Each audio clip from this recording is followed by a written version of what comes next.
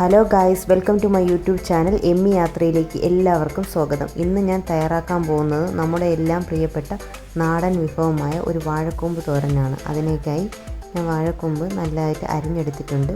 ഇനി അതിന് വേണ്ടിയിട്ടുള്ള കൂട്ട് തയ്യാറാക്കാം. അതിനായിട്ട് ഞാൻ തേങ്ങ ചിരകിയെടുത്തു, മഞ്ഞൾപ്പൊടി ഇട്ടു, മുളക് പൊടി ഇട്ടു.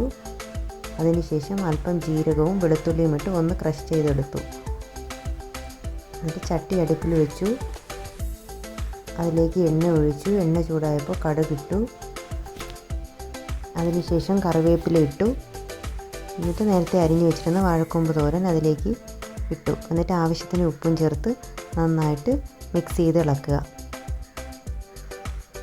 നന്നായിട്ട് മിക്സ് ചെയ്ത് കൊടുക്കുക. അതിനുശേഷം നമ്മൾ നേരത്തെ തയ്യാറാക്കി വെച്ചിരുന്ന കൂട്ട് അതിലേക്ക് ഇടുക.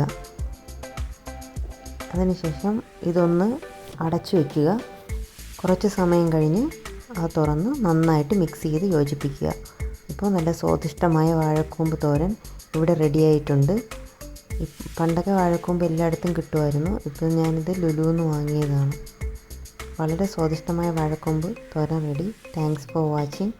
Please like, share and subscribe.